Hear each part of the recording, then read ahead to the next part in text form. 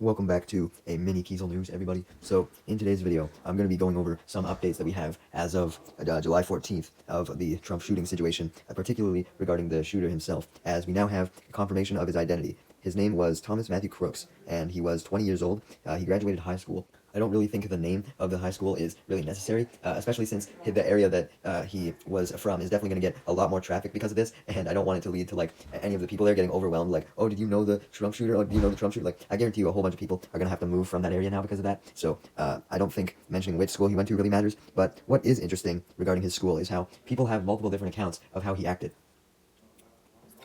A former classmate of his, Jameson Myers, called him a nice kid who he thought would never be capable of hurting anyone. Another person said he wouldn't be capable of hurting a fly. And other people said that he just liked to keep to himself and was a relatively quiet kid. While there was also another person who said that he was bullied relentlessly, particularly for wearing a COVID mask long after COVID had passed. Now, I don't know what that means, if anything. Like, he could have just been COVID conscious, but it is kind of weird how he was wearing a COVID mask after all that time, especially if he was, like they say, a Republican. Yeah, that's right. Apparently, the shooter was registered as a Republican despite fucking shooting Trump. This is just the most confusing fucking thing ever, especially since he had made a donation to the Democratic Party, $15 donation prior to that. So he clearly either wasn't sure what fucking political party he was aligned with, as I'm sure a lot of young people aren't, but why would he go ahead and try and shoot Trump then if he was allegedly a Republican?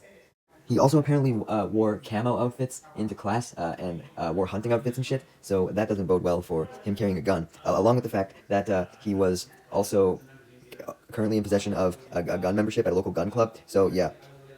I mean, if he had a gun membership at a gun club, then he must have proved in some way that he was capable of handling guns, right? I mean, I know this is the states we're talking about, but it's not like they have no guidelines for guns. I mean, he must have been screened in some way.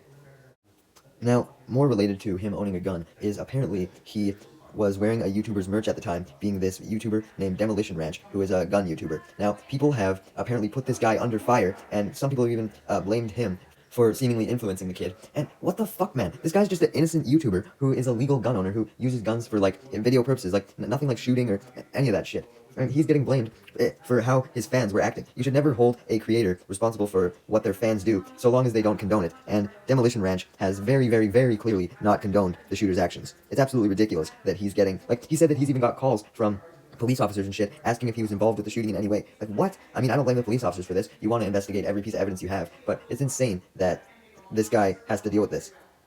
There was apparently bombs found in the Trump shooter's vehicle, so this proves that it definitely wasn't an impulsive decision, which I think was definitely a plausible theory, especially with him potentially being a Republican. Like, it seemed like he just had a sudden switch, potentially, and, like, that made me think that maybe he had mental issues going on, or maybe he has a multiple personality disorder or some shit, but none of the people at his school confirmed that. So, yeah, I think that's the biggest two mysteries regarding this incident so far, which is, one, the bombs. Why did he have the bombs but then decide not to use them? And two, why did he make a donation to the Democratic Party, but he was registered as a Republican, and then he fucking shot Trump? Like, that's a fucking bigger mystery than fucking even game theory or film theory could cover.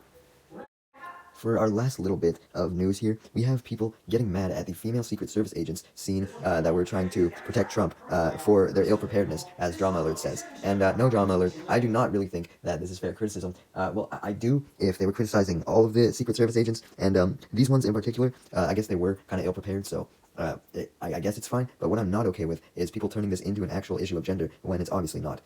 Like, there's people all over Twitter who are saying that, oh, we shouldn't have a female Secret Service because of this, when it has nothing to do with gender. I know that this usually happens in defense of male people, like, oh, there's never anything to do with gender, whatever.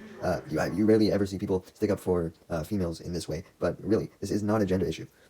There could have very easily been men's Secret Service agents that were as unprepared as these women were. So it doesn't mean that we need to get rid of the women's Secret Service. If anything, just hire a better Secret Service in general. Just fire the whole works, and boom, there you go.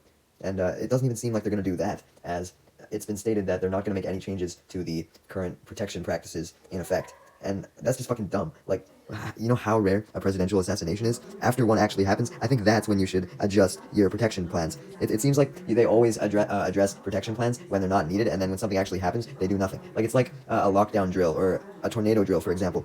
They're constantly changing the rules for those. Like, for lockdown drill, one day I'm not allowed to have my phone during it. One day the lights are allowed to stay on. One day the lights are allowed to stay off. Like, it's the same thing here, where they're always changing it when there's no threat, and then when there's a threat, they just refuse to make any changes. But I believe that's all the news that I want to talk about regarding it today. I should state that I'm obviously not a political expert. You can probably tell by the end of this video. But yeah, I more just wanted to give my brief thoughts on everything going on. I guess we'll see what happens next. I mean, the shooter's dead, so I don't know if his motive is really that important at the end of the day, because I doubt that this isn't an isolated incident, so it's not like Trump's at risk of anything more happening, likely, especially with the guy being a 20-year-old. But yeah, peace. I probably shouldn't use peace as my outro for a shooting video. Bye.